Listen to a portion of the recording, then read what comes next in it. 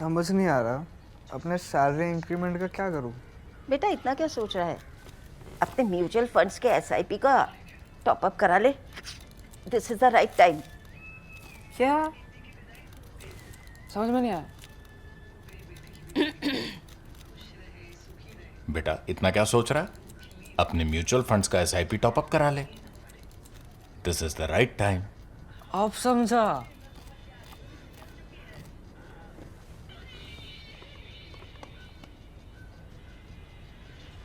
Mutual fund investments are subject to market risks. Read all scheme related documents carefully. The situation in Iran is fluid, and it looks like at least the immediate possibility of American strikes or any action is now over. The other important thing is that killings in Iran, killings of protesters, have come down or actually stopped at this moment. At least those that the regime said they were going to execute for their alleged crimes, people they had arrested earlier, that they are now doing. Who's saying this? Donald Trump is saying this, and Donald Trump is a deal maker.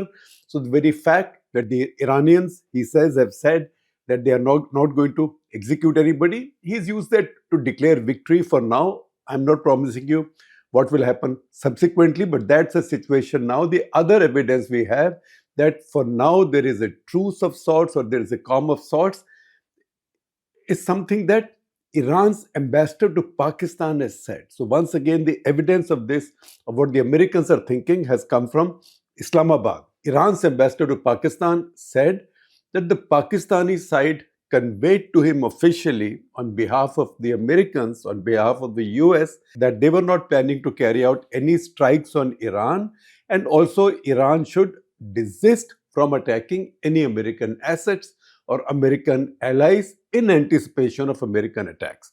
That is how I can say that for now it looks like there is calm, but this is the whole world now is a kind of Trumpistan, and geopolitics now is Trumpology. So we don't know what will happen by the time you are watching this. The picture right now, however, is this, and there is a reason why we have come to this. This is not a situation now where many countries have the same opinion on what the fate of the Iranian regime should be. Because many countries which have in the past would have really wanted to see Iran completely demolished, the Iranian regime, the Ayatollahs completely demolished, they are the ones who got second thoughts. So they've got what might be called buyer's remorse. In 2008, King Abdullah of Saudi Arabia said that Iran is the head of the snake. So once you crush that, then problems in the Middle East will be over. Now Saudi Arabia is not saying that. In fact, on the contrary, Saudi Arabia, with the help of the Chinese, this is a Chinese brokered peace or truce. With the help of the Chinese, they've improved their relations with Iran, because you know what? For the Arabs now, the richer Arabs in the Middle East, there are two threats. Traditionally, they've seen Iran as a threat. They did not see Israel as a threat because they did not have an issue with Israel. Israel wasn't going to attack them. That was limited to Palestine. And the rich Arab countries, their support for Palestinian cause was mostly lip service because they were all allies of the Americans and the West. Now they have a double concern. In the past, they worried that the ideological Islamic regime from Iran, they were getting preeminence in the region. They were also getting support, public opinion on the Muslim street or on the Arab street. That was their concern. They were heading for nuclear weapons. They had a large army. They had a very cohesive country. They were also adversaries of the US, which is not an unpopular place to be in on the Arab street. That was the threat in the past. Now they are seeing that with Iran weakened as much as it's been, particularly after the 12-day war with the Israelis and the American bombing, which took out a lot of the Iranian enrichment facilities, with that, they think Iran is much weaker. And as Iran has become much weaker, Israel has become that much stronger. So just as they feared Iran growing into a situation of a place of preeminence in the region in the Middle East, they also don't like the idea of Israel now becoming the preeminent power or Israel becoming the hegemon of the Middle East, which Israel is which Israelis, and I say this with no sense of judgment, Israel is the most powerful country militarily, politically, diplomatically in the Middle East. It has the best alliances, the Western world. It has the best alliances, Western world. It has a great economy. It's built its own tech economy. It's built its own tech economy. And that is something that also worries the big Arab powers. And the rise of Israel as a hegemon has become more of a possibility, because in the past, the Arabs may have thought that the Israelis and the Iranians balance each other. But post October 7, 2023, there's been a widespread and comprehensive destruction of Iran's proxies, Iran's axis of resistance, whereby Iran has really weakened and can no longer balance Israel. It is these many contradictions that Arab countries now are having to deal with. That's the reason the same Arab countries which earlier wanted Iran, the head of the snake, to be crushed, they don't want any American strikes on Iran. They don't want any Israeli strikes on Iran in any case, but they also don't want any American strikes on Iran. We have evidence in the Wall Street Journal report on Wednesday, which has not been contradicted, not been denied, that they told the Iranians that in case of any strikes on Iran, they will not be making the Saudi airspace available to them to carry out those strikes. That was one clear indication that the Saudis did not want Iran at this point to be humiliated, or the regime to be brought down. Then there is sufficient reports, sufficient evidence that leaders of Saudi Arabia, Oman, Qatar is very, very powerful in the US. All three are trying to influence the White House not to carry out any raids on Iran, because if that happens, many consequences can follow. First of all, nobody knows what kind of regime will come into place in Iran. Will it be a liberal regime? Who knows? Will it be the return of the Shah and a more modern government, modern, part technocratic, part democratic? Nobody knows. It doesn't look like the Shah's son, Raza Pahlavi, is ready as yet. He's making claims, he's giving calls to the protesters, but he has not built any organization on the ground as yet.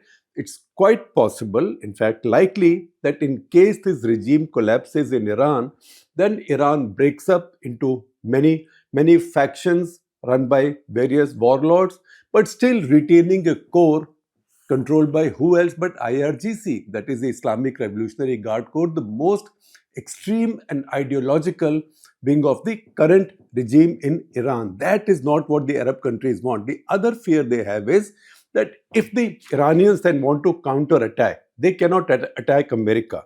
Also to attack Israel, while they say they will attack Israel, but Israel is still very well defended in terms of its intense air defenses, and that we saw in last year's conflict as well, in 2025 conflict as well. The Arab countries, including the richest of them, Saudi Arabia, their air defenses are not a patch on Israeli air defenses.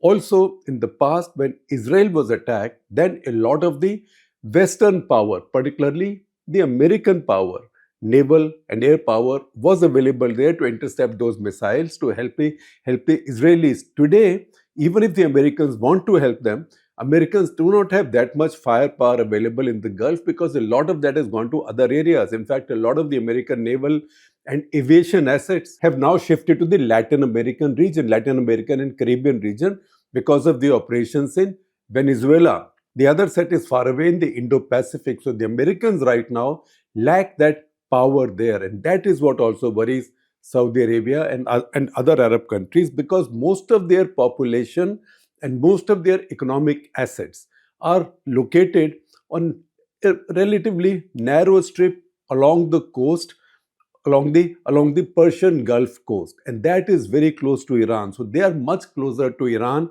than Israel is, and the risks to them are much greater. They can be targeted much more easily. If Iran wants reprisals against America, it will hit America's allies instead, because America is very far. Israel is quite well protected, and Israel can also retaliate in kind, so Iranians may not attack Israel. But if the Arab countries are still seen to be supporting America in their strikes, particularly, then the Iranians will attack them. And the Saudis have a memory of 2019. 2019, the Iranians, this is after the Saudis had built a coalition, and they were carrying out operations against Houthis, who were one of the proxies of the Iranians in Yemen. In a kind of retaliation, Aramco is the big oil company. Saudi Aramco facilities were hit by missiles and drones in 2019. When that happened, Trump administration did not come to Saudi Arabia's help. That has left a scar. Their own targets being attacked. Therefore, if their targets are attacked, their populations are attacked, their economic assets are attacked, and they are not able to either prevent these attacks or carry out counter which is visible and effective, then this can alienate their own populations as well. For the Arab world, that's very, very important, that their populations continue to believe that one, they are capable of protecting their countries, they are capable of protecting their populations and economic and military assets. And second, when such a thing happens, if they come under attack, they have allies who will come to their aid. That ally, by the way, if Iranians were to attack any assets in Saudi Arabia, Oman, any place, UAE, any place, most unlikely the Pakistanis will come to their help. In that situation, that so-called Saudi-Pakistan Mutual Defense Agreement will be of no consequence whatsoever. You cannot see the Pakistani armed forces coming to defend Saudi Arabia from an attack or in a fight with the Iranians. Those assets, Pakistani assets, if at all, will be available in case Saudis need help in a fight against their own people or against other rebel forces. Pakistanis will not fight with Iran on behalf of Saudi Arabia, that you can be sure of. And Saudi Arabia also knows that their leverage is limited. And that's the reason Saudi Arabia, Qatar, Oman, they've all been pleading with White House not to carry out this attack. So countries which should have been adversaries of Iran and which should have been happy to see Iran getting pummeled by the Americans again, they are the ones now who do not want Iran to be hit. In some of the readings that I have done, I have a quote from Michael Ratney, who's a former US ambassador to Saudi Arabia, who says that Saudis have no love lost for Iran, but they want no instability in their region. And who knows what comes in place if the regime collapses in Iran. It can be something worse. For example, IRGC taking over total power in Iran.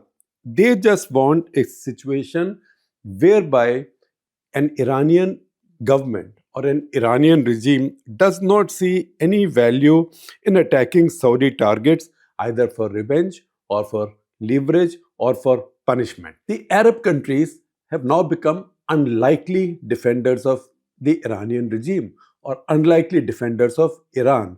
And one of the arguments that they are giving to the Americans, and I presume to the world, is that if this place goes up in fire, look at the geography. 20% of the world's oil passes through the narrow Strait of Hormuz. At its widest is 96 kilometers, at its narrowest is 33 kilometers. Only 33 kilometers or 21 miles. And this 33 kilometers is between the Iranian coast and Musandam Peninsula of Oman. Please see it on your coast, how narrow it is. This has been blocked in the past, in the earlier war of the tankers. No country in the world, whether they are oil selling countries or oil buying countries, want this to happen. Gulf of Hormuz, I know I get curious sometimes, and some of you might be curious also. Why is it called the Strait of Hormuz? It's a bit disputed. It could be drawn from a Persian word for the date palm, right, which is Hormog. So maybe from that. But I also see some readings that tell me that this is named from the Zoroastrian or Parsi god Ahura Mazda. Zoroastrians, as we know, were a faith that grew in Iran and that ruled ancient Iran until Alexander came and laid their capital, Persepolis, waste. See how complex the Middle East is. It's so complex and it's moving so fast that it's very difficult to define whose enemy, whose friend, and whose enemy's enemy is not necessarily your friend, right? It's a very complex situation. So over the last few weeks, we've seen, for example, story in Harrods, then confirmed by many American publications, not denied by anybody, that Israel and Iran have had a quiet conversation between themselves. And that's a quiet conversation to say, don't worry, I'm not going to launch any preemptive attack on you. Israel makes that promise to Iran. Iran makes that promise to Israel. Then US and Iran have spoken, as I told you earlier, through Pakistan as well, whereby Iranians have said they will carry out no more executions and they will not kill people on the streets. At the same time, Donald Trump has said that he will not be carrying out any strikes against Iran, but he has sanctioned a bunch of Iranian officials who he says have been named in carrying out these excesses on protesters there. In this evolving situation, where positions of friends and enemies and who's friend and who's enemy and whose enemies no longer your friend, in this fast changing fluid situation, let me lay down for you some of the complexities in the Arab world. First of all, it's a big mistake to say that the Muslim world is one. There is an ummah. No. All nations look at themselves first. Nationalism comes first. That is something that I've said multiple times in national interest as well. National interest being my column. Within that, there are differences. For example, not every Arab country has signed Abraham Accords, but some very important countries have signed Abraham Accords. That includes UAE, Bahrain, Morocco, right? So much so important are Abraham Accords, say for Donald Trump and for the Israelis as well, for legitimacy and for calming the Middle East. That STC, remember we spoke about that group the other day, that militant group or a militia in Yemen, that is Southern Transitional Council, which was taking a lot of territory and wanted to divide Yemen. They had also made a promise that if they take power in southern Yemen, if southern Yemen becomes a country, they might sign the Abraham Accords. That is the leverage that some of the Arab countries or wannabe Arab countries, as in the case of southern Yemen, they are willing to offer the US and Israel if they are allowed to have their own way. Within this, Saudi Arabia is not a signatory to Abraham Accords. Then adjoining the Asian part of the Middle East, in the African Middle East, the two big Arab countries, the two big oil-rich Arab countries, Saudi Arabia and UAE, are functioning at cross purposes. They are in fact both helping factions in Libya and Sudan, which are fighting each other. And that's where, once again, I see the irony. I see the stories coming out of Pakistan. Pakistan is selling JF-17s to Field Marshal Haftar in Libya. And Pakistan is also selling JF-17s to the Sudanese National Army, Sudan National Army. These two are factions. There are UN mandated curbs on arms sales there. Haftar is not even running a government. The other guy in Tripoli, Dbeiba, he's running the government, which is the recognized government of Libya and can sign checks on behalf of the Libyan government. Haftar cannot. Within this complexity, we see the UAE backing Haftar in Libya and UAE backing RSF, Rapid Support Forces, in Sudan, against which Sudan National Army is fighting. So if this goes through, if this fantasy becomes true, if this fantasy becomes a reality, then Pakistan will be supplying weapons to one ally or one proxy of the UAE fighting an ally and proxy of the Saudi Arabia in Libya, and Pakistan will be supplying weapons and JF-17s. If please read Snehesh Alex Phillips' story on this, it's hilarious. You will also see the screenshot on your screens, but I will share the full story with you. In Sudan, it will be the opposite. So these arms will be sold by Pakistan, quote unquote, sold to the faction which is fighting the faction supported by the UAE. So in this case, think about Pakistan arming the faction in Libya, which is supported by the UAE, and arming the faction in Sudan, which is fighting against the faction supported by the UAE. I tell you this complex picture only to explain to you that things in the Middle East are not so simple. Everything is not done on the basis of Muslim countries or Shia countries or Sunni countries or Asian countries or African countries. These are situations of very cluttered, and very conflicting national interests. What was JCPOA? Joint Comprehensive Plan of Action. Sounds innocuous, but a complex thing. This was signed in early 2015 under Obama administration. The Americans, bunch of other important Western countries, and Iran. That Iran will now stop enriching its uranium and then roll it backwards up to 2025. In return for this, America will begin to lift sanctions on Iran. Would have looked like a nice peacemaking deal, but that's not the way. Donald Trump says it was a sellout and he later withdrew from it. But the fact is that within the region, there were insecurities about this deal. You would have thought Iran should be happy.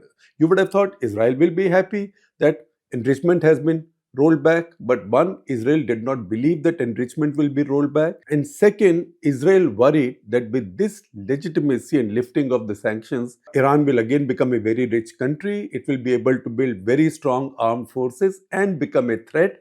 At the same time, it will have that money again to finance and build its many proxies, the Hezbollah, the Houthis, the Hezbollahs, the Houthis, Hamas, and the many Shiite groups in Iraq as well. So Israel had that insecurity. Even the Arab countries had similar insecurities because they thought that this is just a deal whereby Iran has leveraged its uranium enrichment in return for a lifting of sanctions and legitimacy. But that doesn't mean they make no commitments or either stopping influence peddling in their countries or at the same time not financing their own proxies. So they saw a pan-Islamic threat from a legitimized Iran on which sanctions had been lifted only in exchange for their rolling back their nuclear enrichment or uranium enrichment. That's why they were worried as well. That's the reason I say that nothing in the Middle East is simple. If you look at this from the Arabs' point of view, the Arab countries' point of view, in the Middle East Arab countries' point of view, the Sudan and the Morocco, etc., they are far away, Libya, they don't have such a stake. But the Middle East Arabs, that is the Asian Arabs' point of view, they will think that this is a fight between Iran and Israel in which the ultimate prize either side seeks is the Arab world, its preeminence over the Arab world, and why should the Arab world want it? That's the reason the Arabs, particularly Saudi Arabia, UAE, Qatar, Oman, all of them, Bahrain, all of them, they do not want Iran to become powerful once again, Iran to become powerful and to have nukes and to have missiles because they don't have much of that. Iran is the only country which might be able to defend itself on its own strength vis-a-vis the Arab countries in the Middle East. Nor do they want Israel to become the kind of hegemon that it could if the current situation continues. It is to find that balance that the Arab countries are currently hedging their bets. Every part of the world is complex. Our own region, the subcontinent, is complex. Our country is complex. Every neighbor of ours is complex. The world is full of complexities in terms of big power involvement, in terms of the existence of so much energy, oil in this case, religion, faith, conflicting religions, conflicting cultural, nationalistic, and geopolitical issues. I don't think any place in the world is as complicated as the Middle East, and at this point, it's even more complex than before. But that's why we have cut the clutter for you.